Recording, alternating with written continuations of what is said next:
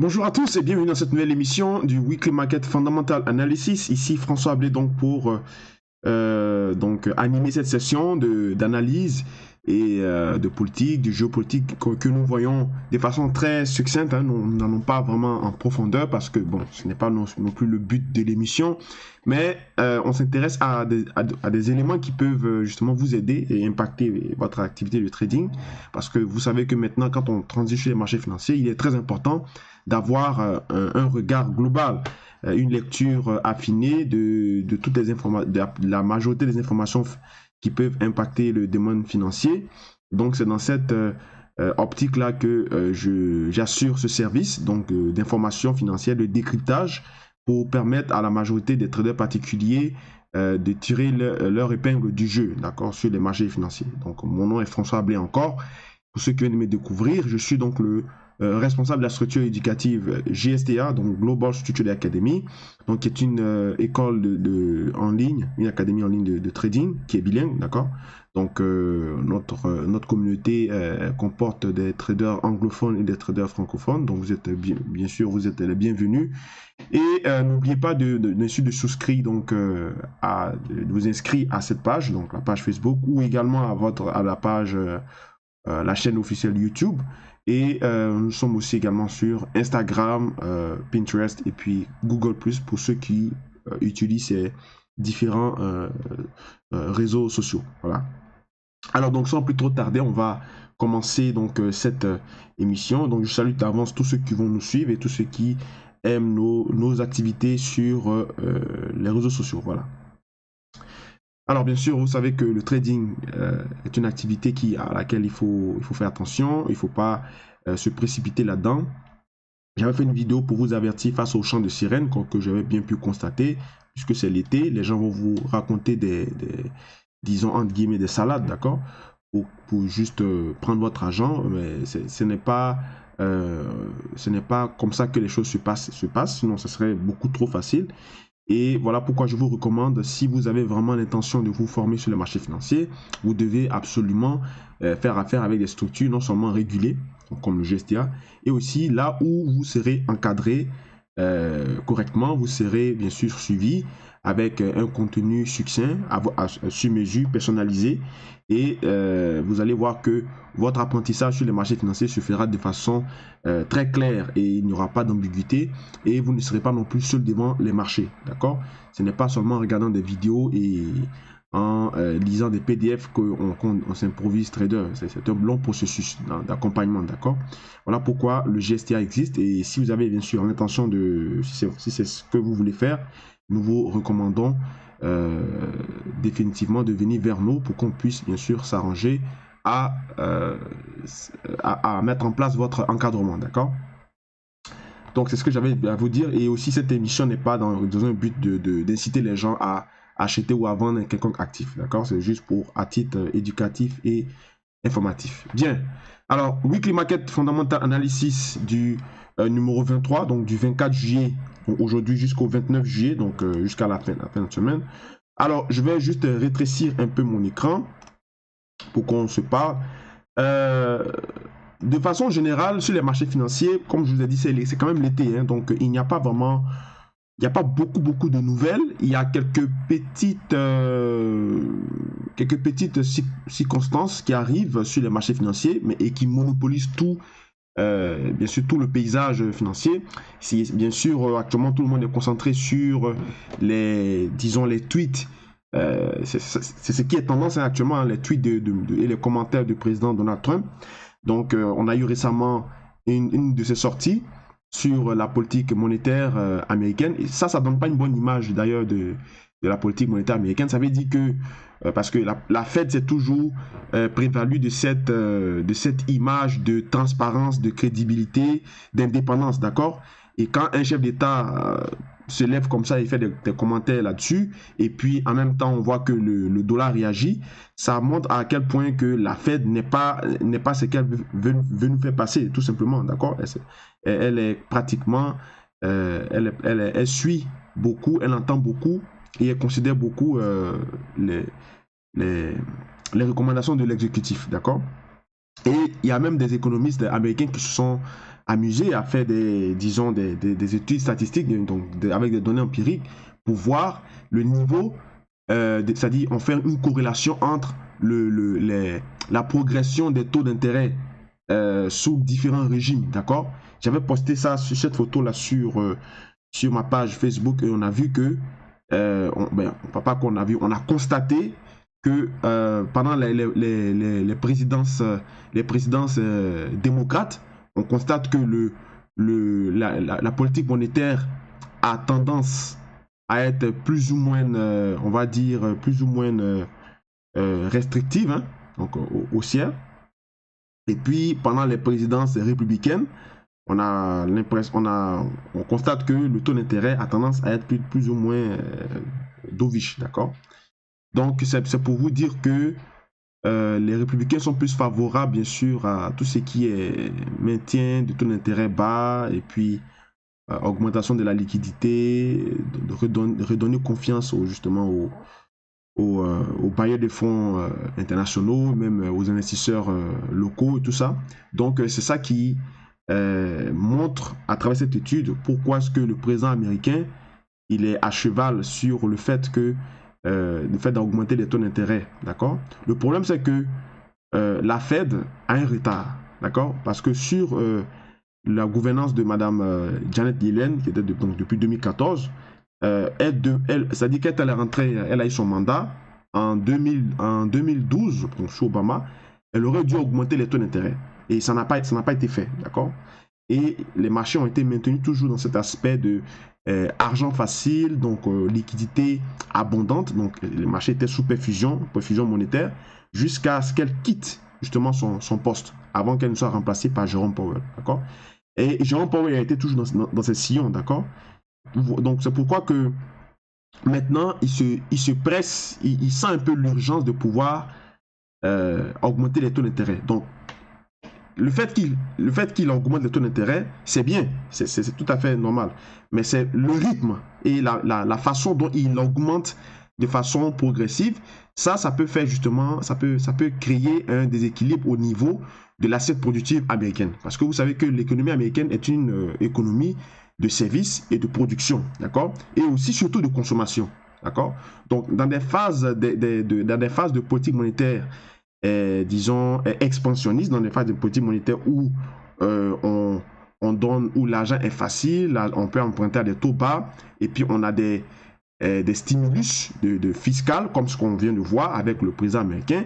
C'est sûr que les indices se mettent à progresser, à gonfler, d'accord? Et c'est pour ça qu'on s'attend également à un taux de croissance qui sera à peu près, donc du deuxième trimestre, ce sera à peu près de l'ordre de 4%, ce qui est exceptionnel, d'accord? Parce que généralement, le seul pays qui arrive à dépasser la barre des 3% en termes de taux de croissance trimestriel, c'est bien sûr la Chine, d'accord? Mais cette fois-ci, les États-Unis montrent qu'ils sont capables d'atteindre ce genre de record.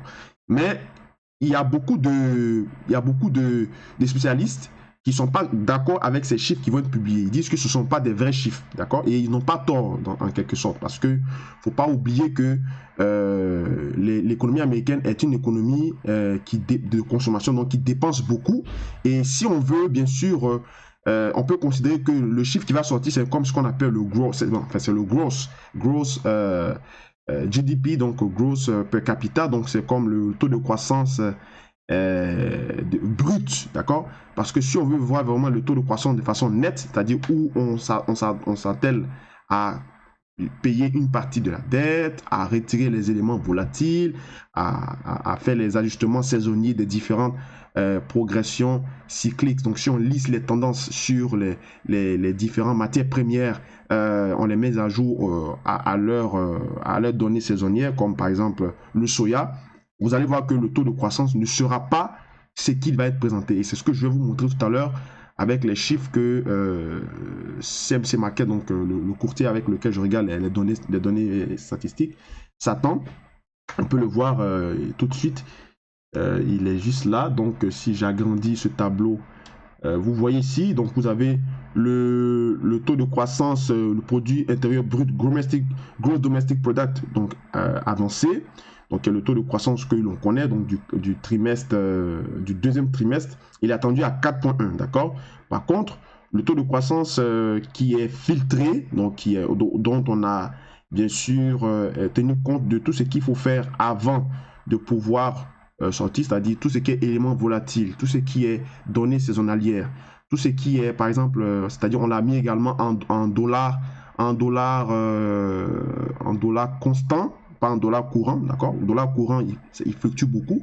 Le dollar courant, ça veut dire qu'on fait varier également le prix et la quantité, mais si on le met en dollars constant, c'est-à-dire qu'on fixe la variable du prix et c'est seulement la quantité qui change, d'accord? Si la quantité change.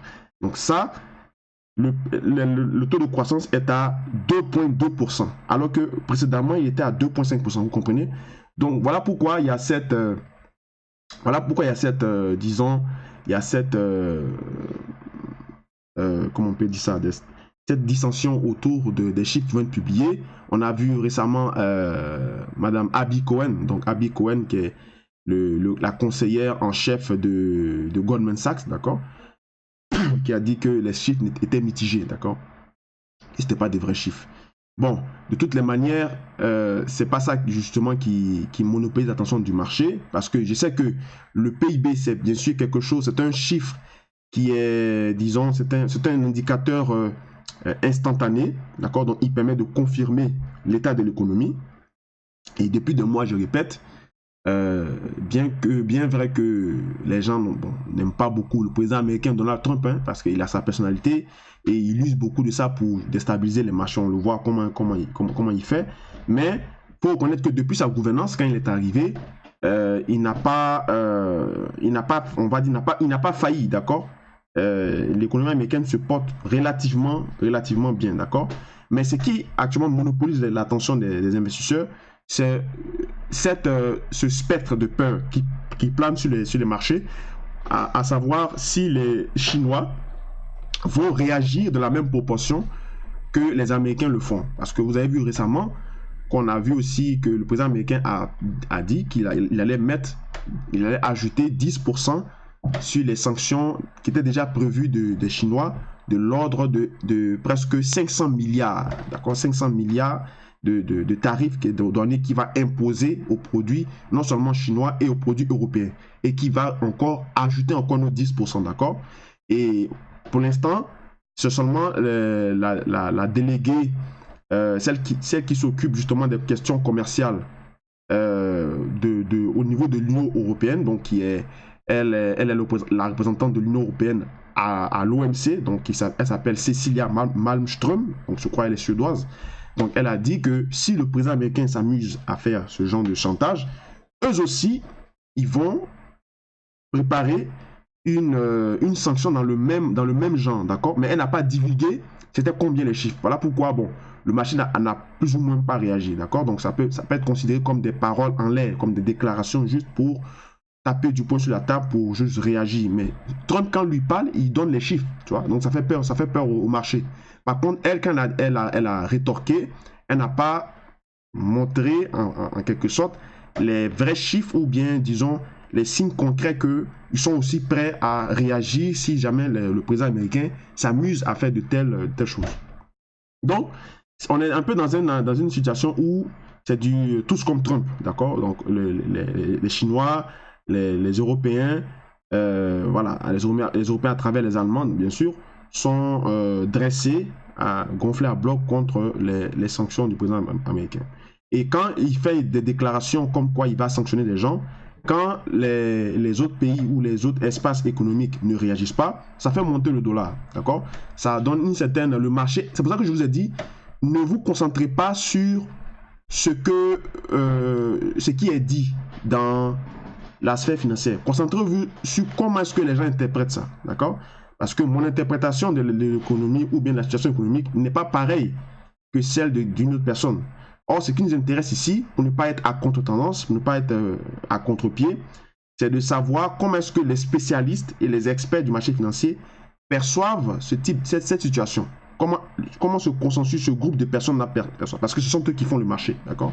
Donc, ce que j'ai remarqué, quand le président américain fait une sortie sur Twitter ou bien un commentaire, et que personne ne réagit de façon claire, comme dans la même lignée ou dans la même proportion que lui, il fait cette déclaration, le dollar monte. D'accord? Parce que ça montre un aspect de confiance, ça démontre un aspect de sérénité et de rigueur dans la gestion justement monétaire. C'est comme ça que le marché perçoit. D'accord? Même si c'est nettement discutable. Vous comprenez? Et à ce sujet, on a aussi, comme vous le voyez à l'écran, les différentes informations financières qui sont actuellement, qu'on peut retenir de cette période, cette période estivale là. On a bien sûr des économistes et plusieurs experts des marchés financiers qui estiment que Mario Draghi se verra obligé à coûte que coûte d'augmenter les taux d'intérêt, voire d'une fois ou de deux fois. Et j'avais fait une émission où j'avais dit que le dollar, d'être baissier, d'accord, d'être haussier sur le dollar jusqu'à avant la rencontre du 26 ou 29 septembre, c'est-à-dire la prochaine réunion de politique monétaire américaine, et après ça d'être baissier, d'accord? Et bien, comme les choses ne se font pas, bon, on pense que ça se fait au hasard, mais ça, moi je pense pas que ça se fait pas au hasard. Tout est bien planifié. Vous savez que quand le dollar est baissier, l'euro est haussier, d'accord? Et vice versa, c'est inversement corrélé. Et bien, voici l'information qui vient en fait de confirmer donc le biais que j'avais, ou plus ou moins. Donc je suis toujours dans la même direction. Alors, ces économistes-là qui estiment que Mario Draghi se verra obligé d'augmenter d'une fois, voire de deux fois le taux d'intérêt en Europe avant son départ prévu pour septembre 2019. D'accord?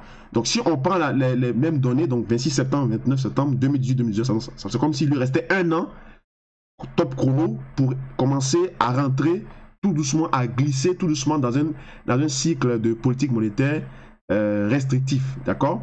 Et d'arrêter justement son programme de rachat d'actifs à cause de l'écart grandissant entre les taux italiens. D'accord? Donc, l'écart entre les taux italiens, donc le spread entre le taux italien et le taux allemand, est survenu quand les officiels de l'Italie ont déclaré que de toute façon, eux, ils veulent sortir de l'euro. D'accord? Ils ont dit ça.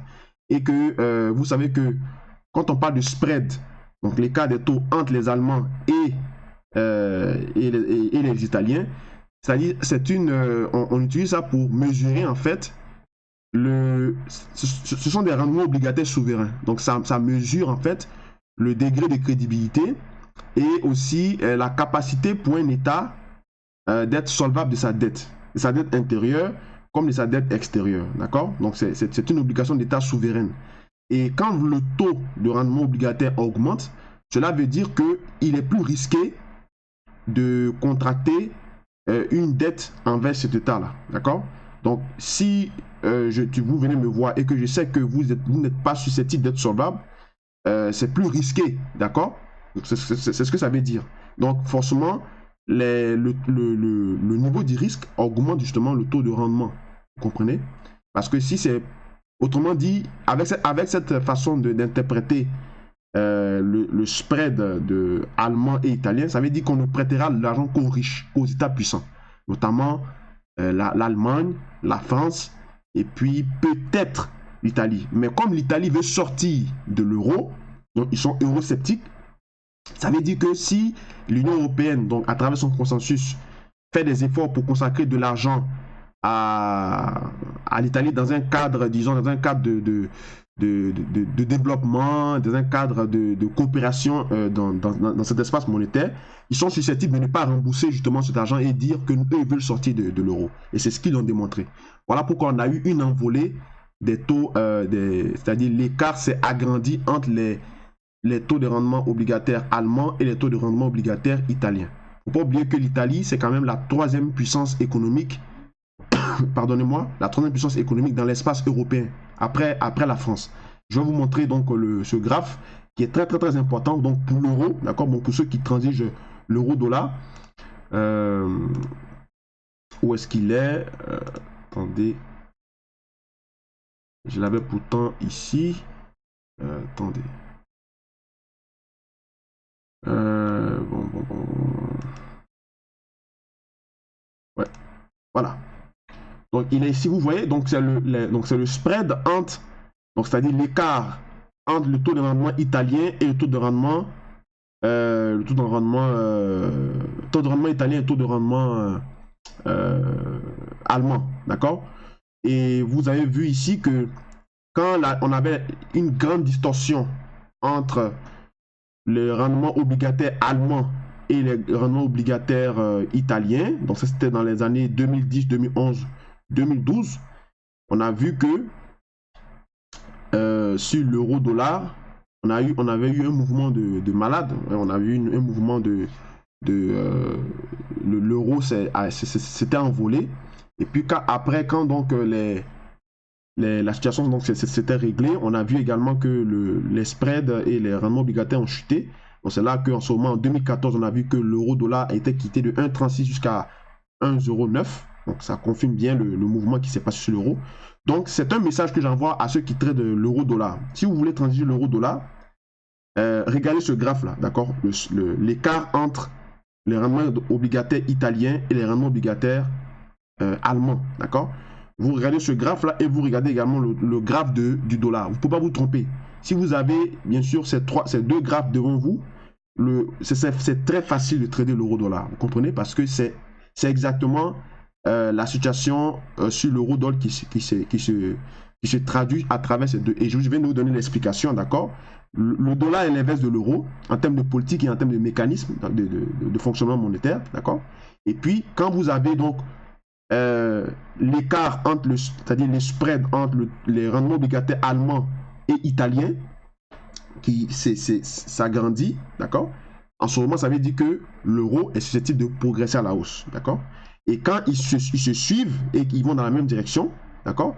Généralement, la progression sur l'euro se fait de façon, c'est-à-dire ça se fait de façon progressive, d'accord? Donc on ne peut pas avoir des décalages inattendus puisque tout est, disons, tout est équilibré en quelque sorte.